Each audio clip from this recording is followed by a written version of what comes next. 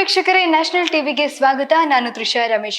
ಒಂದು ಸಿನಿಮಾ ಇರಬೇಕು ಅಂದ್ರೆ ಬರೀ ಹೀರೋ ಹೀರೋಯಿನ್ ಅಥವಾ ಸಾಂಗ್ಸ್ ಇದ್ರೆ ಸಾಲಲ್ಲ, ಫೈಟ್ ಇದ್ರೆ ಸಾಲಲ್ಲ, ಅದಕ್ಕೊಬ್ಬ ನಾವಿಕ ಬೇಕು. ಅಂದ್ರೆ ಯಾರು ಹೇಳಿ? ಕ್ಯಾಪ್ಟನ್ ಆಫ್ ದ ಶಿಪ್ ಇರ್ಲೇಬೇಕು ಅಲ್ವಾ? ಆ ಶಿಪ್ ಯಾರು? ನಮ್ಗೆ ಯಾವತ್ತು ಅವ್ರನ್ನ ನಾವು ತೆರೆ ಮುಂದೆ ತೋರ್ಸಲ್ಲ, ಹೀಗೆ ಇಂಟರ್ವ್ಯೂಸ್ ಅಲ್ಲಿ ಕಾಣಿಸ್ಕೊಂತಾರೆ. ಈ ಸಲ ಒಬ್ಬ ಚೊಚ್ಚಲ ನಿರ್ದೇಶಕ. ಇವರು ಸ್ಯಾಂಡಲ್ವುಡ್ಗೆ ಹಯಗ್ರೀವ ಅಂತ ಹೇಳಿ ಸಿನಿಮಾ ಮೂಲಕ ಸ್ಯಾಂಡಲ್ವುಡ್ಗೆ ನಿರ್ದೇಶಕನಾಗಿ ಕಾಲಿಡ್ತಾ ಇದ್ದಾರೆ. ಅವರೇ ರಘುಕುಮಾರ್ ಸರ್ ಅವರು. ಸೊ ಬನ್ನಿ, ಅವರ ಹಯಗ್ರೀವ ಕಥೆ ಏನು ಅಂತ ನಾವಿವತ್ತು ಕೇಳೋಣ. ಸರ್ ನಮಸ್ತೆ. ನಮಸ್ತೆ ಸರ್, ಹೇಗಿದ್ದೀರಾ? ಓ, ನಾವು ಕೂಡ ತುಂಬಾ ಚೆನ್ನಾಗಿದ್ವಿ ಸರ್. ಟೀಸರ್ ನೋಡಿದ್ವಿ, ಸಾಂಗ್ ನೋಡಿದ್ವಿ. ಹಯಗ್ರೀವ ಇದೊಂದು ಹೆಸರು ಕೇಳ್ತಿದ್ದಂಗೆ ಒಂದು ಮೈಥಾಲಜಿ ಸಿನಿಮಾ ಅಂತ ಅನ್ಸುತ್ತೆ. ಫಸ್ಟ್ ಸಿನಿಮಾ, ನಿಮ್ಮ ಚೊಚ್ಚಲ ಸಿನಿಮಾ ಇದು. ಒಬ್ಬ ನಿರ್ದೇಶಕನಾಗಿ, ಅದೇ ಬೇರೆ ಬೇರೆ ಡಿಪಾರ್ಟ್ಮೆಂಟ್ ಅಲ್ಲಿ ಕೆಲಸ ಮಾಡ್ತಿರ್ತೀರಾ, ಆದ್ರೆ ನಿರ್ದೇಶಕನಾಗಿ ಚೊಚ್ಚಲ ಸಿನಿಮಾ ಇದು.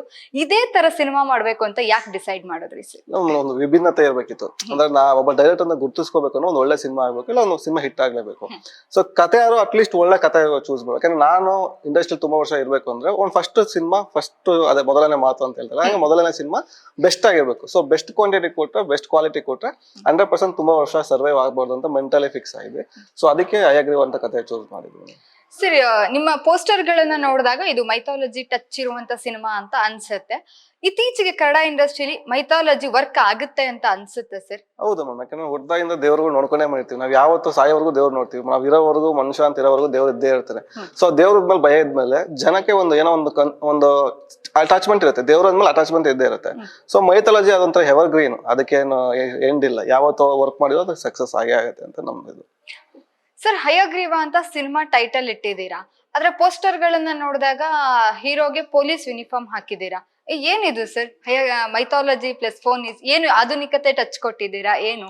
ಇಲ್ಲ ಮೇಡಮ್, ಅಂದ್ರೆ ಏನಾಗುತ್ತೆ ಇವಾಗ, ಹಯಗ್ರೀವನ ದೇವ್ರು ಕೂಡ ಫಸ್ಟ್ ರಾಕ್ಷಸನ್ ಸಂಹಾರ ಮಾಡಿದ್ಮೇಲೆ ಅವನು ದೇವ್ರಾಗಿದ್ದು. ಸೊ ಇದ್ರೂ ರಾಕ್ಷಸ ಇದ್ದೇ ಇರ್ತಾನೆ. ಸೊ ಅದನ್ನ ಸಂಹಾರ ಮಾಡಕ್ ಬರೋದೇ ನಮ್ಮ ಹಯಗ್ರೀವ. ಸೊ ಅದ ಯಾವ ಅವತಾರ ಇರ್ತಾರೆ ಅನ್ನೋದ್ಮೇಲೆ ನಮ್ಮ ಸಿನಿಮಾದಲ್ಲಿ ಇರುತ್ತೆ.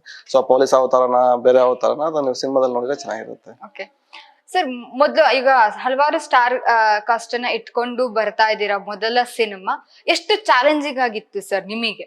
ಅಂದ್ರೆ ನಾವು ಚಿಕ್ಕ ವಯಸ್ಸಿಂದ ನೋಡ್ಕೊಂಡ್ ಬಂದಿರೋ ದೊಡ್ಡ ಸೂಪರ್ ಸ್ಟಾರ್, ಆಮೇಲೆ ಎಲ್ಲ ಸೀನಿಯರ್ ಆರ್ಟಿಸ್ಟ್ ಎಲ್ಲ ಇರ್ತಾರೆ. ಸೊ ಭಯ ಇದ್ದೇ ಇರುತ್ತೆ. ಫಸ್ಟ್ ಟೈಮ್ ಹೆಂಗೆ ಕನ್ವೆ ಮಾಡೋದು, ಹೆಂಗೆ ನಾವ್ ಹೇಳೋದೆಲ್ಲ ಕೇಳ್ತಾರ, ನಾವ್ ಹೇಳಿದ ಎಕ್ಸ್ಪ್ರೆಷನ್ ಕೊಡ್ತಾರ ಅಂತೆಲ್ಲ ಒಂದ್ ಸ್ವಲ್ಪ ಭಯ ಇದ್ದೇ ಇರುತ್ತೆ. ಸೊ ಯಾವಾಗ ಕತೆ ಕೇಳಿ ಅದನ್ನೆಲ್ಲ ನಾವು ಹೇಳಿ ಇನ್ಪುಟ್ಸ್ ಎಲ್ಲ ತಗೊಂಡು, ಇಲ್ಲ ಸರ್ ಈ ತರ ಬೇಕು, ಈ ತರ ವರ್ಕ್ ಆಗತ್ತೆ ಅಂತ ಅಂದಾಗ, ಸೊ ಅವ್ರು ಖುಷಿ ಪಡ್ತಾರಲ್ಲ. ಸೊ ಅವಾಗ ಬ್ಲೆಂಡ್ ಆಗ್ತಾ ಹೋದಾಗ ನಮಗೆ ಅಡ್ಜಸ್ಟ್ ಆಗ್ಬಿಡ್ತಾರೆ. ಸರ್, ಇತ್ತೀಚೆಗೆ ನಾವು ಒಂದು ಕೂಗನ್ನ ಕೇಳ್ತಾ ಇದೀವಿ ಆಡಿಯನ್ಸ್ ಕಡೆಯಿಂದ. ನಾವು ಒಂದಿಷ್ಟು ಸರ್ವೆಗಳನ್ನ ಮಾಡಿದಾಗ ಕನ್ನಡ ಇಂಡಸ್ಟ್ರಿಲಿ ದಮ್ ಇರೋ ಕತೆಗಳು ಬರ್ತಾ ಇಲ್ಲ ಅಂತ ಹೇಳಿ ಆಡಿಯನ್ಸ್ ಕಡೆಯಿಂದ ಕೂಗಿದೆ. ನಿಮ್ಮ ಪ್ರಕಾರ ಒಂದು ದಮ್ ಇರೋ ಕತೆ ಅಂದ್ರೆ ಏನು ಸರ್? ಅಂದ್ರೆ ಆಡಿಯನ್ಸ್ ಪ್ಯೂರ್ಲಿ ಕಂಟೆಂಟ್. ಇವತ್ತು ಯಾವ್ದೇ ಏನೋ ಗಿಮಿಕ್ ಆಗಲಿ ಏನು ವರ್ಕ್ ಆಗಲ್ಲ. ಇವತ್ತು ಸಿನಿಮಾ ಗೆಲ್ಬೇಕಂದ್ರೆ ಕಂಟೆಂಟ್ ಇರ್ಲೇಬೇಕು. ಸೊ ದಮ್ಮು ನಮ್ ಕಥೆಲಿ ಇದೆ ಅಂತ ಹೇಳಿ. ಯಾಕಂದ್ರೆ ಇಡೀ ವರ್ಲ್ಡ್ ಸಿನಿಮಾಸ್ ತಗೊಬಹುದು, ಇಂಡಿಯನ್ ಸಿನಿಮಾ ಎಲ್ಲೇ ತಗೊಂಡು ಇದ್ರ ಕತೆ ಬಂದೇ ಇಲ್ಲ ಅಂದ್ರೆ, ಸೊ ಏನೋ ಹೊಸತನ ಇದ್ದೇ ಇರುತ್ತೆ, ದಮ್ ಇದ್ದೇ ಇರುತ್ತೆ. ಸೊ ನೀವು ಬಂದು ನೋಡಿದಾಗಲೇ ಗೊತ್ತಾಗುತ್ತೆ ದಮ್ ಇದೆಯೋ ಅಂತ. ನೋಡ್ದಂಗೆ ಯಾರೋ ಹೇಳಿರು ಅಂತ ಹೇಳಿ, ಒಬ್ರು ಬಿರಿಯಾನಿ ಇಷ್ಟ ಆಗತ್ತೆ ಅಂತ ಹೇಳ್ಬಿಟ್ಟು ನಿಮ್ಗೆ ಕುಷ್ಕ ಇಷ್ಟ ಆಗಲ್ಲ ಅಂತ ಏನಿಲ್ವಲ್ಲ. ನೀವು ಫಸ್ಟ್ ಬಂದು ಟೇಸ್ಟ್ ಮಾಡಿ. ಟೇಸ್ಟ್ ಆಗಿಲ್ಲ ಆಮೇಲೆ ಹೇಳ್ಬೇಕು. ಅವ್ನು ಯಾರೋ ಚೆನ್ನಾಗಿಲ್ಲ ಅಂದ್ರೆ ಅವ್ನಿಗೆ ಇಷ್ಟ ಆಗಿಲ್ಲ, ನಿಮ್ಗೆ ಇಷ್ಟ ಆಗತ್ತಲ್ಲ. ಸೊ ನೀವು ಬಂದು ನೋಡಿ ದಮ್ ಇದೆಯಾ ಇಲ್ವಾ ಅಂತ ನೀವು ಆಮೇಲೆ ಹೇಳಿ. ಸರ್, ನೀವ್ ಹೇಳಿದ್ರಿ ಅಂದ್ರೆ ಹೊಸತನ ಇರಬೇಕು, ಅದನ್ನ ಬಂದು ನೋಡಿದ್ರೆ ಗೊತ್ತಾಗುತ್ತೆ ಅಂತ. ನಾವು ರಿವ್ಯೂಸ್ ಮಾಡ್ತಾ ಇರ್ತೀವಿ, ಸಿನಿಮಾ ರಿಲೀಸ್ ದಿನ ರಿವ್ಯೂಸ್ ಮಾಡ್ತಾ ಇರ್ತೀವಿ. ಒಂದಷ್ಟು ಜನ ಆಡಿಯನ್ಸ್ ಹೇಳ್ತಾರೆ, ಇಂಟರ್ವ್ಯೂ ನೋಡ್ತೀವಿ, ನಿರ್ದೇಶಕರಾಗ್ಲಿ ಹೀರೋಗಳಾಗ್ಲಿ ನಮ್ಮ ಸಿನಿಮಾ ಬಂದ್ ನೋಡಿ ಅದಿದೆ, ಹಾಗಿದೆ, ಹೀಗಿದೆ ಅಂತ ಅಂತಾರೆ. ಥಿಯೇಟರ್ಗೆ ಬಂದ್ರೆ ಏನೂ ಇರಲ್ಲ ಅನ್ನೋಂತ ಮಾತನ್ನ ಹೇಳ್ತಾರೆ. ಅದನ್ನ ನೋಡೋಣ. ಇವಾಗ ಯಾರದು ಸ್ಟಾರ್ಗಳು ಇದಾರೋ ಆ ಸ್ಟಾರ್ಗಳು ಹೊಸ ಡೈರೆಕ್ಟರ್ ಯಾರಿಗೆ ಕತೆ ಚಾನ್ಸ್ ಕೊಟ್ಟು ಸಿನಿಮಾ ಆಗಿದೆ ಈ ಜನರೇಷನ್ ಅಥವಾ 1-2-3 years ಅಲ್ಲಿ ಹೊಸ ಡೈರೆಕ್ಟರ್ಗೆ ಯಾರು ಸ್ಟಾರ್ ಹೀರೋ ಡೇಟ್ ಕೊಟ್ಟು ಸಿನಿಮಾ ಮಾಡ್ತಾ ಇದಾರೆ? ಎಲ್ಲರೂ ಸಿನಿಮಾ ಮಾಡಿದ್ರಿ ಎಕ್ಸ್ಪೀರಿಯನ್ಸ್ ಇರೋರಿಗೆ ಕೊಡ್ತಾ ಇದ್ದಾರೆ. ಸೊ ನನಗೆ ಕೊಟ್ಟಿದ್ದಾರೆ ಅಂದ್ರೆ, ಹೊಸ ನಿರ್ದೇಶನ ಚಾನ್ಸ್ ಕೊಟ್ಟಿದ್ದಾರೆ ಅಂದ್ರೆ ಕಥೆಲಿ ಏನೋ ದಮ್ ಇದೆ, ಕತೆ ಚೆನ್ನಾಗಿದೆ ಅಂತ ತಾನೇ ಕೊಟ್ಟಿರ್ತಾರೆ. So purely content oriented. ನೀವು ಅನ್ಕೊಂಡು ಇಮ್ಯಾಜಿನೇಷನ್ ಮಾಡಿರಲ್ಲ ಇದರ ಒಂದ್ ಕತೆ ಬಂದಿರ್ಬೋದಾ, ಈ ತರ ಇರುತ್ತಾ ಅಂತ. ಸೊ ಆ ತರ ಒಂದ್ ಕತೆ ಇದೆ. ಟೀಸರ್ ನೋಡಿದಾಗ ಎಲ್ಲೋ ಒಂದ್ ಕಡೆ ಇತ್ತೀಚೆಗೆ ಬರ್ತಾ ಇರೋ ಒಂದು ಏನು ಮಾತಂದ್ರೆ, ಕನ್ನಡ ಇಂಡಸ್ಟ್ರಿ ಕಂಪ್ಲೀಟ್ ಕತ್ಲೆಲೆ ಮುಳುಗೋಗಿದ್ಯಲ್ಲಪ್ಪ, ಬರೀ ಕತ್ಲೆಲೆ ಸಿನಿಮಾ ಮಾಡ್ತಿದ್ದಾರೆ ಅಂತ ಹೇಳ್ತಾರಲ್ಲ. ನಮ್ದು ಕಲರ್ಫುಲ್ ಆಗಿದೆ ಮ್ಯಾಮ್ ಟೀಸರ್. ನಮ್ದೇನ್ ಡಾರ್ಕ್ ಶೇಡ್ ಇಲ್ಲ, ನಮ್ದು ಕಲರ್ಫುಲ್ ಆಗೇ ಇದೆ ಟೀಸರ್. ನಮ್ದು ಡಾರ್ಕ್ ಶೇಡ್ ಸಿನಿಮಾ ಅಲ್ಲ, ಕಲರ್ಫುಲ್ ಸಿನಿಮಾ. ಆರಾಮಾಗಿ ಫ್ಯಾಮಿಲಿ. ಇತ್ತೀಚೆಗೆ ಹೇಳ್ತಾರೆ ಫ್ಯಾಮಿಲಿ ಆಡಿಯನ್ಸ್ ನೋಡಕ್ ಆಗಲ್ಲ ಅಂತಾರೆ. ನಿಮ್ ಸಿನಿಮಾ ಫ್ಯಾಮಿಲಿ ಆಡಿಯನ್ಸ್ ಚಿಕ್ಕ ವಯಸ್ಸಿಂದ ದೊಡ್ಡವರೆಗೂ ನೋಡಕ್, ಯಾಕಂದ್ರೆ ಎಲ್ಲ ಇದೆ. ಮೈಥಾಲಜಿ ಇದೆ, ಮೆಡಿಕಲ್ ಅಡ್ವಾನ್ಸ್ ಇದೆ, ಪ್ರತಿಯೊಂದು ಎಲಿಮೆಂಟ್ಸ್ ಇರ್ಬೇಕು. ಕಾಮಿಡಿ ಇದೆ, ಸಸ್ಪೆನ್ಸ್ ಇದೆ, ಥ್ರಿಲ್ಲರ್ ಇದೆ, ಫ್ಯಾಮಿಲಿ ಲವ್ ಎಲ್ಲ ಇರ್ಬೇಕಾದ್ರೆ ಕಂಪ್ಲೀಟ್ ಆಗಿ ಬಂದು ನೋಡ್ಬೋದು ಮ್ಯಾಮ್. ಎಲ್ಲ ಕಣ್ಣು ಮುಚ್ಕೊಂಡ್ ಬಂದು ಎಲ್ಲ ನೋಡ್ಬೋದು. ಈಗ ಮೊದಲ ಸಿನಿಮಾನೇ ಒಂದು ಸಸ್ಪೆನ್ಸ್ ಮಾಡುವಂತದ್ದು ಯಾಕೆ ಬಂತು ತಲೆಗೆ? ಸಸ್ಪೆನ್ಸೇ ಫಸ್ಟ್ ಮಾಡ್ಬೇಕು ಹೇಳಿದಲ್ಲ ಮ್ಯಾಮ್, ಅಂದ್ರೆ ನಾನ್ ಡೈರೆಕ್ಟ್ ಆಗಿ ಗುರ್ತಿಸ್ಕೊಬೇಕು, ಇವನಿಗೆ ಒಂದು ಕೇಪಬಿಲಿಟಿ ಇದೆ, ಯಾವ ಸಿನಿಮಾ ಕೊಟ್ಟರು ಮಾಡೋಂತ. ನೀವು ಒಂದು ಸಿನಿಮಾನ ಫಸ್ಟ್ ಇಂದ ಎಂಡ್ ವರೆಗೂ ಕಾಪಾಡ್ಕೊಂಡು ಹೋಗ್ತೀಯ, ಸಸ್ಪೆನ್ಸ್ ಆ ಕೇಪಬಿಲಿಟಿ ನಿಂಗಿದೆ ಅಂದ್ರೆ ನೀವು ಯಾವ ಸಿನಿಮಾ ಬೇಕೋ ಗೆಲ್ಬಹುದು. ಲವ್ ಫ್ಯಾಮಿಲಿ ಎಲ್ಲ ಮಾಡ್ಕೊಳ್ಬಹುದು, ಬಟ್ ಒಂದ್ ಸಸ್ಪೆನ್ಸ್ ಕಾಪಾಡ್ಕೊಂಡು ಹೋಗೋದಿಲ್ಲ, ಅದ್ರಲ್ಲಿ ಗೆದ್ದೆ ಅಂದ್ರೆ ಎಲ್ಲಾ ತರದ ಜಾನರ್ ಸಿನಿಮಾನು ಮಾಡ್ಬೋದು, ಆ ಕೇಪಬಿಲಿಟಿ ಅವನಿಗೆ ಬರುತ್ತೆ ಅಂತ. ಈಗ ಎಷ್ಟು ಟೈಮಿಂದ ಕತೆ ಮಾಡ್ಕೊಂಡಿದ್ರಿ ಸರ್? ಮ್ಯಾಮ್ ಅಂದ್ರೆ ತುಂಬಾ ಟ್ರಾವೆಲ್ ಮಾಡಿದೀನಿ ಕಥೆಯಲ್ಲಿ. ಸೊ ತುಂಬಾ ವರ್ಷ ಟ್ರಾವೆಲ್ ಮಾಡಿ ಈಗ ರೀಸೆಂಟ್ ಆಗಿ ಲಾಕ್ ಆಗಿದೆ ಸಿನಿಮಾ. ಒಂದು ಮೈಥಾಲಜಿ ಸಿನಿಮಾ ಮಾಡ್ಬೇಕು ಅಂದ್ರೆ ಅದ್ರದೇ ಆದಂತ ಒಂದು ರಿಸರ್ಚ್ ಬೇಕು. ಯಾಕೆ ಅಂದ್ರೆ ಒಂದು ಗುಂಪು ನಿಮ್ಮನ್ನ ಇಷ್ಟಪಟ್ರೆ ಅಲ್ಲಿ ಒಂದು ಚೂರು ತಪ್ಪಾದ್ರೂ ವಿರೋಧಿಸಕ್ಕಂತ ಇನ್ನೊಂದು ಗುಂಪು ಇರುತ್ತೆ, ವಿರೋಧಿಸರ ಸಂಖ್ಯೆ ಜಾಸ್ತಿ ಆಗುತ್ತೆ. ನೀವೆಷ್ಟು ಈ ಕಾನ್ಸೆಪ್ಟ್ ಮೇಲೆ ರಿಸರ್ಚ್ ಮಾಡಿದೀರಾ? ಮೇಡಮ್ ಇವಾಗ ಮೈಥಾಲಜಿ ಇವಾಗ ಏನ್ ದೇವರೆಲ್ಲ ಇದೆಯೋ ಅದೆಲ್ಲ ಚಿಕ್ಕ ವಯಸ್ಸಿಂದ ಕೇಳ್ಕೊಂಡ್ ಬಂದಿರುತ್ತೆ. ಇದನ್ನ ರಿಸರ್ಚ್ ಮಾಡ್ಬೇಕು ಅಥವಾ ಏನಾದ್ರು ಅಯಾಗ್ರೀವನ್ ಕಥೆ ಎಲ್ಲರಿಗೂ ಗೊತ್ತಿರುತ್ತೆ. ಸೊ ಅದೇ ಕಥೆನ ನಾವು ಒಂದು ಈ ಜನರೇಷನ್ಗೆ ಹೇಳಕ್ ಹೋದ್ರೆ ಯಾವ ತರ ಹೇಳ್ಬೋದು ಅಂತ ಹೇಳಿದ ಅಷ್ಟೇ. ನಾವೇನು ಬೇರೆ ಯಾವ್ದಕ್ಕೂ ಹರ್ಟ್ ಮಾಡ್ಬೇಕು, ಇಲ್ಲ ಯಾವ್ದೋ ಜನಾಂಗ ಹರ್ಟ್ ಮಾಡ್ಬೇಕು, ಇಲ್ಲ ಯಾರಿಗೂ ಹರ್ಟ್ ಮಾಡ್ಬೇಕು ಅಂತಲ್ಲ. ಇದು ಅಡ್ವಾನ್ಸ್ ಸಿನಿಮಾ ಅಷ್ಟೇ. ಒಂದು ಮೈಥಾಲಜಿ ಆಲ್ರೆಡಿ ಆಗಿರೋದನ್ನ ಮೆಡಿಕಲ್ ಫೀಲ್ಡ್ ಅಲ್ಲಿ ಹೆಂಗ್ ಅಡ್ವಾನ್ಸ್ ಆಗಿ ತೋರಿಸಬಹುದು ಅಂತ ಅಷ್ಟೇ ತೋರಿಸಿರೋದು. ಓಕೆ, ಮೈಥಾಲಜಿ ಸಿನಿಮಾ ಅಂತ ಬಂದಾಗ ಕೆಲವೊಂದಿಷ್ಟು ಒಂದು ವರ್ಗ ಇರುತ್ತೆ, ತುಂಬಾ ಇಷ್ಟಪಡೋ ಅಂದ್ರೆ ದೇವರ ಇದನ್ನ ಅನುಸರಿಸೋ ಅಂತದ್ದು ಆಸ್ತಿಕರು ಏನಿರ್ತಾರೆ, ಅವರು ತುಂಬಾ ಒಪ್ಕೊಳೋದು ಕಷ್ಟ. ಯಾಕಂದ್ರೆ ಅಲ್ಲಿ ಒಂದು ಚೂರ್ ಮಿಸ್ಟೇಕ್ ಮಾಡಿದ್ರು ಅದು ಬೇರೆ ತರಾನೇ ತಿರುಗುವಂತ ಚಾನ್ಸಸ್ ಇರುತ್ತೆ. ನೀವು ಆ ತರದ ಆಡಿಯನ್ಸಿಗೆ ಕನೆಕ್ಟ್ ಆಗ್ತೀರಾ? ಅಲ್ಲ ಮೇಡಮ್, ಇವಾಗ ದೇವ್ರಂದ್ರೆ ಎಲ್ಲರಿಗೂ ನಂಬಿಕೆ ಇದ್ದೇ ಇರುತ್ತೆ. ನಾವು ಯಾರಿಗೂ ಹರ್ಟೇ ಮಾಡ್ತೀವಲ್ಲ, ನಾವ್ ಹೇಳ್ತಿದ್ ಏನಿದೆಯೋ ಅದನ್ನೇ ಹೇಳ್ತಾ ಇದೀವಿ, ಬೇರೆ ವರ್ಷನ್ ಅಲ್ಲಿ ಹೇಳ್ತಾ ಇದೀವಿ. ಯಾರಿಗೂ ಹರ್ಟ್ ಮಾಡುವಾಗ ನಾನೊಬ್ಬ ದೇವ್ರು ನಂಬ್ತೀನಿ ಅಂದ್ರೆ ನಾನು ಯಾಕೆ ದೇವ್ರಿಗೆ ಹರ್ಟ್ ಮಾಡ್ಲಿ? ಇವಾಗ ನಾನು ಒಬ್ಬ ಬಿಲಿವರ್, ನಾನು ತುಂಬಾ ದೇವ್ರು ನಂಬ್ತೀನಿ, ಸಿಕ್ಕಾಬಿಡೆ ನಂಬ್ತೀನಿ. ನಾನು ಗುರುವಾರ ಎಲ್ಲ ಎಲ್ಲದಕ್ಕೂ ಹೋಗ್ತೀನಿ ಟೆಂಪಲ್ಗೆ. ಸೊ ನಾನೇ ದೇವ್ರು ನಂಬೇಕಾದ್ರೆ ನಾನೇ ಯಾಕೆ ದೇವ್ರನ್ನ ಅವಮಾನ ಮಾಡ್ಲಿ? ಇಲ್ಲ, ಅವಮಾನ ಅಂತಲ್ಲ. ಯಾಕೆ ಅಂದ್ರೆ ನಮ್ಮ ಭಾರತ ಇಂಡಸ್ಟ್ರಿಯನ್ನೇ ತಿರುಗು ನೋಡೋದಂತ ಒಂದು ಸಿನಿಮಾ ಇದೆ. ಒಂದು ಜನಾಂಗದ ಕಥೆಯನ್ನ, ಒಂದು ಭಾಗದ ಕಥೆಯನ್ನ ಹೇಳಿದಂತ ಸಿನಿಮಾದಲ್ಲಿ ಇಡೀ ದೇಶ ಮೆಚ್ಕೊಂಡ್ರು, ಆ ವರ್ಗ ಏನಿದೆ ಅದು ಮೆಚ್ಕೊಳಲ್ಲ. ನೀವು ನೋಡಿರ್ತೀರಿ ಎಷ್ಟು ಕಾಂಟ್ರವರ್ಸಿಗಳಾಯ್ತು. ಒಂದು ವರ್ಗ ಮೆಚ್ಕೊಳಲ್ಲ, ಹಲವಾರು ಕಂಪ್ಲೇಂಟ್ ಗಳಾಗ್ತಾ ಹೋಗುತ್ತೆ. ಎಲ್ಲಾರು ಮೆಚ್ಕೊಂಡ್ರು, ಒಂದು ವರ್ಗ ಮೆಚ್ಕೊಳಲ್ಲ. ಸೊ ಅದಕ್ಕೆ ನಾನು ಇದನ್ನ ಕೇಳ್ತಾ ಇದ್ದೀನಿ. ಯಾರಿಗೂ ಮೆಚ್ಬೇಕು ಅಂತ ಮಾಡಿಲ್ಲ, ನಾವು ಒಂದು ಒಳ್ಳೆ ಸಿನಿಮಾ ಮಾಡ್ತಾ ಇದೀವಿ. ನೀವು ನೋಡಿ, ಇಷ್ಟ ಆದ್ರೆ ಬಂದು ಸಪೋರ್ಟ್ ಮಾಡಿ. ಯಾಕಂದ್ರೆ 5 ಬೆರಳು ಒಂದೇ ಸಮ ಇರಲ್ಲ, ಒಬ್ಬೊಬ್ರಿಗೂ ನಂಗೆ ಇಷ್ಟ ಆಗುತ್ತೆ. ಇವಾಗ ನಿಮ್ಗೆ ಎಲ್ಲೋ ಬಿರಿಯಾನಿ ಇಷ್ಟ, ನನಗೆಲ್ಲೋ ಬಿರಿಯಾನಿ ಇಷ್ಟ, ನೀವು ಈ ಹೀರೋ ಇಷ್ಟ, ನನಗೆ ಆ ಹೀರೋ ಇಷ್ಟ. ಎಲ್ಲರಿಗೂ ಡಿಫ್ರೆಂಟ್ ಆಫ್ ಒಪಿನಿಯನ್ಸ್ ಇರುತ್ತೆ. ಬಟ್ ಎಲ್ಲ ಒಪಿನಿಯನ್ಸ್ ಬಿಟ್ಟು ಒಂದು ಸಿನಿಮಾ ಒಬ್ಬ ಹೊಸ ನಿರ್ದೇಶಕ ಮಾಡಿದ್ರೆ ಏನ್ ಹೊಸತನ ತಂದಿದ್ದಾನೆ ಅಂತ ಸಪೋರ್ಟ್ ಮಾಡಿದ್ರೆ ನಾವು ಹೊಸ ಐಡಿಯಾಸ್ ನ ತರಕಾಗುತ್ತೆ. ಸರ್, ನೀವ್ ಹೇಳಿದ್ರಿ ಇವಾಗ ಸ್ಟಾರ್ಗಳು ಯಾರು ಒಂದು ಹೊಸ ಡೈರೆಕ್ಟರ್ ಗಳಿಗೆ ಒಂದು ಅಪರ್ಚುನಿಟಿ ಕೊಡೋದು ಕಮ್ಮಿ ಆಗ್ತಿದೆ ಅಂತ. ಸರ್, ಕತೆ ನಿಮ್ಮ ಹತ್ರ ಚೆನ್ನಾಗಿರುತ್ತೆ, ನಿಮಗೆ ನಿಮ್ಮ ಕತೆ ಮೇಲೆ ನಂಬಿಕೆ ಇರುತ್ತೆ. ಆದ್ರೆ ಎಲ್ಲೋ ಒಂದ್ ಕಡೆ ಯಾಕೆ ಅವಕಾಶಗಳು ಸಿಗ್ತಾ ಇಲ್ಲ ಹೊಸ ಡೈರೆಕ್ಟರ್ಗಳಿಗೆ? ಅದು ಮೇ ಬಿ ಕಥೆನೇ ಅನ್ಸುತ್ತೆ ಮ್ಯಾಮ್. ನೀವು ಕಥೆಯಲ್ಲಿ ಇಂಪ್ರೆಸ್ ಮಾಡಿದ ಹೀರೋಗೆ ಎಲ್ಲರೂ ಕತೆಗೆ 100% ಡೇಟ್ ಕೊಡ್ತಾರೆ. ನೀವು ಕಥೆಲೇ ಇಂಪ್ರೆಸ್ ಆಗಿಲ್ಲ ಅಂದ್ರೆ 100% ಯಾರಿಗೂ ನಂಗೆ ಕತೆ ಇಂಪ್ರೆಸ್ ಆಗಕ್ಕೆ ನನಗೆ ಚಾನ್ಸ್ ಕೊಟ್ಟಿದ್ದಾರೆ. ಸೊ ನಾನು ಯಾವ್ದೋ ರೆಗ್ಯುಲರ್ ಕಮರ್ಷಿಯಲ್ ಕತೆ ತಗೊಂಡಿದ್ರು ನನಗೂ ಕೊಡ್ತಿಲ್ಲ, ನಾನು ಬೈಕ್ ಓಡಾಡೋದಿತ್ತು, ಆ ಹೀರೋ ಕೊಡಲ್ಲ, ಈ ಹೀರೋ ಕೊಡಲ್ಲ, ಆ ಡೇಟ್ಗಳು ಕೊಡಲ್ಲ ಅಂತ. ನೀವು ಕತೆ ಒಳ್ಳೆ ಕತೆ ಮಾಡಿ 100% ಎಲ್ಲ ಹೀರೋಗಳು ಡೇಟ್ ಕೊಡ್ತಾರೆ, ಅದು ನನಗೆ. ಸರಿ, ಈಗ ನೀವ್ ಈ ಕತೆ ಇಟ್ಕೊಂಡು ಎಷ್ಟು ಜನ ಹೀರೋನ ಅಪ್ರೋಚ್ ಮಾಡಿದ್ರಿ? ಇಲ್ಲ ಮೇಡಮ್, ಯಾರಿಗೂ ಮಾಡಿಲ್ಲ, ಇವರೇ ಫೈನಲ್. ಒಬ್ರಿಗೆ ಮಾಡಿದ್ದು, ಒಬ್ಬರೇ ಫೈನಲ್ ಆದ್ರು. ಈ ತರ ಕತೆಗೆ ಧನ್ವೀರ್ ಅವರೇ ಯಾಕೆ ಸೂಟ್ ಆಗ್ತಾರೆ ಅಂತ ನಿಮಗೆ ಅನ್ನಿಸ್ತು? ಇಲ್ಲ ಮೇಡಮ್, ಅಂದ್ರೆ ರೆಗ್ಯುಲರ್ ಪೊಲೀಸ್ ಕ್ಯಾರೆಕ್ಟರ್ ಮಾಡಿರ್ಬಾರ್ದಿತ್ತು, ಫ್ರೆಶ್ ಪೊಲೀಸ್ ಕ್ಯಾರೆಕ್ಟರ್ ಮಾಡ್ಬೇಕಿತ್ತು, ಅಂತ ಒಂದು ಹೀರೋ ಬೇಕಿತ್ತು. ಸೊ ಇವ್ರು ಮಾಡಿರ್ಲಿಲ್ಲ, ಸೊ ಇವ್ರು ಚೂಸ್ ಮಾಡ್ಕೊಂಡಿದ್ದು. ಓಕೆ, ಯಾಕೆ ಸರ್ ನಿಮ್ಮ ಸಿನಿಮಾನ ಜನ ಥಿಯೇಟರ್ ಅಲ್ಲೇ ಬಂದು ನೋಡ್ಬೇಕು? ಅದಕ್ಕೆ ನ್ಯೂ ಎಕ್ಸ್ಪೀರಿಯನ್ಸ್ ಮೇಡಮ್. ಇವಾಗ ಸಿನಿಮಾ ಈ ತರ ಬಂದಿಲ್ಲಲ್ಲ, ಇವಾಗ ಈ ತರ ಬರ್ತಿದೆ, ಲವ್ ಸ್ಟೋರಿ ಎಲ್ಲ ಬರ್ತಿದೆ. ಈ ಜಾನರ್ ಸಿನಿಮಾ ಬಂದಿಲ್ಲ, ಈ ತರ ಹೊಸತನ ಇರೋ ಸಿನಿಮಾ ಬಂದಿಲ್ಲ. ಬಂದು ನೋಡಿರೋ ತಾನೆ ಏನ್ ಮಾಡಿದಾರೆ, ಏನಾಗಿದೆ, ಅಡ್ವಾನ್ಸ್ ಏನ್ ತೋರಿಸಿದಾರೆ, ನಮ್ಮ ಮೈಥಾಲಜಿಯಿಂದ ಹೆಂಗ್ ಅಡ್ವಾನ್ಸ್ ಬ್ಲೆಂಡ್ ಮಾಡ್ತಾರೆ ಅಂತ ಗೊತ್ತಾಗುತ್ತೆ ಅವ್ರಿಗೆ. ಸರ್, ಮೈಥಾಲಜಿ ಇಟ್ಕೊಂಡು ಮೆಡಿಕಲ್ ಅಡ್ವಾನ್ಸ್ ಬಗ್ಗೆ ಹೇಳ್ತಿದ್ದೀನಿ ಅಂತ ಅಂದಿದ್ದೀರಾ. ಸೊ ಈ ಎಲ್ಲಾ ಕಾನ್ಸೆಪ್ಟ್ ಗಳ ಮೇಲೂ ಎಷ್ಟು ರಿಸರ್ಚ್ ಮಾಡ್ಕೊಂಡಿದ್ರಿ ಅಂದ್ರೆ ಮೆಡಿಕಲ್ ಅಡ್ವಾನ್ಸ್ ಬಗ್ಗೆ? ನಾನು PCMB ಸೈನ್ಸ್ ಓದಿರೋದ್ರಿಂದ ನನ್ ತುಂಬಾ ಜನ ಮೆಡಿಕಲ್ ಫ್ರೆಂಡ್ಸ್ ಎಲ್ಲ ಇದ್ದಾರೆ. ಸೊ ಅವರೆಲ್ಲ ಕೇಳ್ಕೊಂಡಿದ್ದೀನಿ, ಅಂದ್ರೆ ಏನೇನ್ ಮೆಡಿಸನ್ ಯೂಸ್ ಮಾಡ್ತಾರೆ, ಹೆಂಗ್ ವರ್ಕ್ ಆಗುತ್ತೆ ಮೆಡಿಸನ್ ಅಂತ. ಮೈಥಾಲಜಿ ಬಗ್ಗೆ ತಾತದಿರೋ ಎಲ್ಲ ನಮ್ಮ ತಾತಂದಿರೋ ಬುಕ್ಸ್ ಎಲ್ಲ ನೋಡಿ ಕೇಳಿದ್ವಿ ಎಲ್ಲ. ಆ ಮೈಥಾಲಜಿ ಆಲ್ಮೋಸ್ಟ್ ನಮ್ಗೆಲ್ಲ ಗೊತ್ತಿರುತ್ತೆ. ಸೊ ಮೆಡಿಸನ್ ಬಗ್ಗೆ ತಿಳ್ಕೊಂಡು ಮಾಡಿರೋಂಥ ಸಿನಿಮಾ.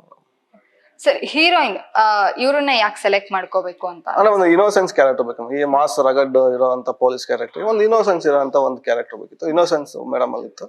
ಸೊ ಅದಕ್ಕೆ ಟೀಸರ್ ಅಲ್ಲಿ ರವಿಶಂಕರ್ ಸರ್ ವಾಯ್ಸ್ ಅಲ್ಲಿ ಬರುತ್ತೆ, ಒಂದ್ ಊರಲ್ಲಿ ರಾಜ ಇದ್ದ ಅಂತ ಹೇಳೋಕೆ ಇಲ್ಲಿ ರಾಜನ್ ಕತೆ ಇಲ್ಲ, ರಾಕ್ಷಸನ್ ಕತೆ ಅಂತ. ಯಾರೀ ರಾಕ್ಷಸ?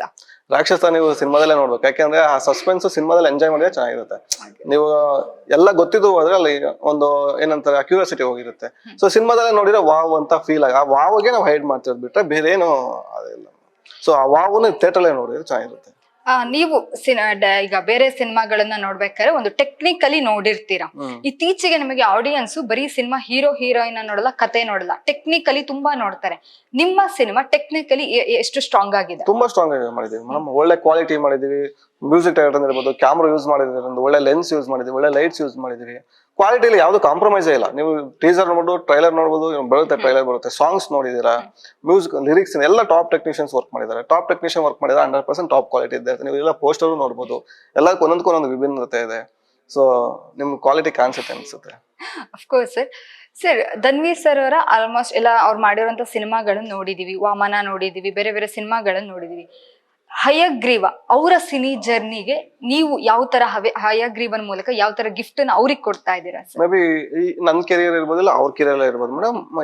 ಇಂಡಸ್ಟ್ರಿ ಕೆರಿಯರ್ ಒಂದ್ ಬೆಸ್ಟ್ ಸಿನಿಮಾ ಆಗುತ್ತೆ ಮೇಡಮ್. ಈ ತರ ಒಂದು ಸಿನಿಮಾ ಬಂದಿಲ್ಲ, ಈ ತರ ಒಂದ್ ಕಾನ್ಸೆಪ್ಟ್ ಬರ್ಬೇಕಿತ್ತು ಅಂತ ಹೇಳುವಂತ ಇದು. ಮತ್ತೆ ಇದನ್ನ ರಿಮೇಕ್ ಮಾಡಕ್ ಹೋಗಲ್ಲ, ಮತ್ತೆ ಇದ್ರ ಮೇಲೆ ಕತೆ ಮಾಡಕ್ ಹೋಗಲ್ಲ. ಇದೊಂದು ಹೆಂಗೆ ಅಂದ್ರೆ ಏನಂತಾರೆ, ಈ ಕತೆ ಬಂದ್ರೆ ಅಷ್ಟೇ ನೋಡ್ಬೇಕು, ಎಂಜಾಯ್ ಮಾಡ್ಬೇಕು ಅನ್ನೋ ತರ ಕತೆ ಇದು. ಈಗ ಒಂದ್ಸಲ ಥಿಯೇಟರ್ ಅಲ್ಲಿ ಸಿನಿಮಾ ರಿಲೀಸ್ ಆಯ್ತು, ಆಡಿಯನ್ಸ್ ಮೆಚ್ಕೊಂಡ್ರು ಅಂದ್ರೆ ಒಂದ್ ಕೂಗ್ ಬರುತ್ತೆ, ಪಾರ್ಟ್ 2 ಬೇಕು ಅಂತ. ಪಾರ್ಟ್ 2 ಬಗ್ಗೆ ನಿಮ್ಮ ಅಭಿಪ್ರಾಯ ಸರ್? ಲೀಡ್ ಬಿಟ್ಟಿದೀವಿ ಮೇಡಮ್, ಪಾರ್ಟ್ 2 ಲೀಡ್ ಬಿಟ್ಟಿದೀವಿ. ನೋಡೋಣ ಆಡಿಯನ್ಸ್ ಹೆಂಗ್ ತಗೋತಾರೆ, ಏನು ನಮ್ ಕತೆನ ಇಷ್ಟ ಪಡ್ತಾರ, ಹೆಂಗ್ ತಗೋತಾರೆ. ಸಕ್ಕದ ಮಾಡಿದಾರೆ ಅಂದ್ರೆ ಅವ್ರಿಗೆ ಇಷ್ಟ, ಅವ್ರಿಗೆ ತರ ನಾವು ಸಿನಿಮಾ ಮಾಡೋದು. ಇದನ್ನ ಗೆಲ್ಸಿರೋ ಅಂದ್ರೆ ನೆಕ್ಸ್ಟ್ ಗೆಲ್ಸಕ್ಕೆ ತರ ನಾವು ಮಾಡ್ತೀವಿ, ಅವ್ರಿಗೆ ಖುಷಿಗೆ ನಾವು ಮಾಡ್ತೀವಿ. ಸರ್, ಅದೇ ಕತೆ ಇಟ್ಕೊಂಡು ಪಾರ್ಟ್ 1 ಪಾರ್ಟ್ 2 ಮಾಡ್ತಾ ಅದೇ ಕತೆ ಮಾಡಲ್ಲ, ಅದೇ ಕತೆ ಮಾಡಲ್ಲ. ಇವಾಗ ಇದ್ರಲ್ಲಿ ಒಂದ್ ಬೇರೆ ಕತೆ, ಅಲ್ಲಿ ಪಾರ್ಟ್ ಬೇರೆದ್ ಮಾಡ್ತೀವಿ ಕತೆಲಿ. ಇದೇ ಕತೆ ಮಾಡ್ಬೇಕು ಅಂತ ಏನಿಲ್ವಲ್ಲ. ಸೊ ಟೈಟ್ಲ್ ಹೆಂಗೋ ಹೈಲೈಟ್ ಆಗಿರುತ್ತೆ, ನಮ್ಗೆ ಆಡಿಯನ್ಸ್ ರೀಚ್ ಆಗಿ ಈಸಿ ಆಗುತ್ತೆ. ಬಟ್ ಬೇರೆ ಕತೆ ಹೇಳ್ಕೊಡ್ತೀವಿ ಸರ್. ಆತರ ಸಿನಿಮಾಗಳು ಬಂದಿದಾವೆ, ಯಾಕಂದ್ರೆ ಟೈಟಲ್ ಅದೇ ಇಟ್ಕೊಂಡು ಕತೆ ಬೇರೆ ಇರುತ್ತೆ. ಅವಾಗ ಆಡಿಯನ್ಸ್ಗೆಲ್ಲ ಒಂದ್ ಕಡೆ ಮನ್ಸಿಗೆ ಇದಾಗಲ್ವಾ, ಅಯ್ಯೋ ಈ ಟೈಟಲ್ ಇಟ್ಕೊಂಡು ನಾವೇನೋ ಎಕ್ಸ್ಪೆಕ್ಟೇಷನ್ ಅಲ್ಲಿ ಹೋಗಿದ್ವಿ, ಕತೆನೇ ಬೇರೆ ಇದೆಯಲ್ಲ ಅಂತ? ಇಲ್ಲ ಮೇಡಮ್, ನಾವು ಲಿಂಕ್ ಕೊಟ್ಕೊಂಡಿರ್ತೀವಲ್ಲ, ಇವಾಗ ಲಿಂಕ್ ಲೀಡ್ ಬಿಟ್ಟಿರ್ತೀವಿ. ಲೀಡ್ ಬಿಟ್ಟಿದಾದ್ಮೇಲೆ ಸೊ ಲೀಡ್ ತಗೋತೀವಿ. ಇಲ್ಲ, ಫಸ್ಟ್ ಸಿನಿಮಾದ ಏನಿದೆ ಲೀಡ್ ತಗೊಂಡು ಕಂಟಿನ್ಯೂ ಮಾಡ್ಕೋತೀವಿ. ಮ್ಯೂಸಿಕ್ ಎಷ್ಟು ಜನ ಮಾಡಿದ್ದಾರೆ sir? Judah Sandhy madam, complete Judah Sandhy music ಮಾಡಿದ್ದಾರೆ. ಲಿರಿಕ್ಸ್ ಯಾರ್ಯಾರು ಬರ್ದಿದ್ದಾರೆ? ಯೋಗರಾಜ್ ಭಟ್ ಬರ್ದಿದ್ದಾರೆ, ನಾಗೇಂದ್ರ ಪ್ರಸಾದ್ ಬರ್ದಿದ್ದಾರೆ, ಆಮೇಲೆ ನಾಗಾರ್ಜುನ್ ಶರ್ಮಾ ಬರ್ದಿದ್ದಾರೆ. 3 ಜನ ಬರ್ದಿದ್ದಾರೆ. ಏನಾದ್ರು ಮೈಥಾಲಜಿ ಸಾಂಗ್ಸ್ ಇದೆಯಾ ಸರ್? ಹಯಗ್ರೀವ ಟೈಟಲ್ ಟ್ರ್ಯಾಕ್ ಇದೆ. ಆಮೇಲೆ ಎಲ್ಲ ವಿಷ್ಣು ಅವತಾರದ ಎಲ್ಲ ಬರೋ ಅಂತ ದೇವರುಗಳದ್ದು ಒಂದು ಸಾಂಗ್ ಇದೆ. ಗಣೇಶ ಸಾಂಗ್ ಇದೆ. ಒಂದು ಇವಾಗ ಲವ್ ಸಾಂಗ್ ನೋಡಿದೀರಾ? ಮತ್ತೆ ಒಂದು ಮ್ಯಾರೇಜ್ ಸಾಂಗ್ ಇದೆ. ಈಗ ಫೆಬ್ 14th ವ್ಯಾಲೆಂಟೈನ್ಸ್ ಡೇ ಹಾಗೆ ಬ್ಲಾಕ್ ಡೇ ಕೂಡ ನಿಮ್ಮ ಸಾಂಗ್ ನೋಡಿದೆ, ತುಂಬಾ ಚೆನ್ನಾಗಿದೆ. ಅದು ಎಲ್ಲೇ ಹೋಗಿ ಬೇರೆ ಕಡೆ ಹೋಗಿ ಶೂಟ್ ಮಾಡದೆ ಒಂದು ಮನೆಯಲ್ಲೇ ಆ ಸಾಂಗ್ ನ ಶೂಟ್ ಮಾಡಿದೀರಾ. ಈ ತರದೊಂದು ಕಾನ್ಸೆಪ್ಟ್ ನ ನಾವು ಆಲ್ರೆಡಿ ನೋಡಿದೀವಿ ಬೇರೆ ಬೇರೆ ಸಿನಿಮಾಗಳಲ್ಲಿ. ನಿಮಗೆ ಈ ಸಾಂಗ್ ನ ಈ ತರದೇ ಒಂದು ಕಾನ್ಸೆಪ್ಟ್ ಅಲ್ಲಿ ಶೂಟ್ ಮಾಡ್ಬೇಕು ಅಂತ ಯಾಕೆ ಅನ್ನಿಸ್ತು?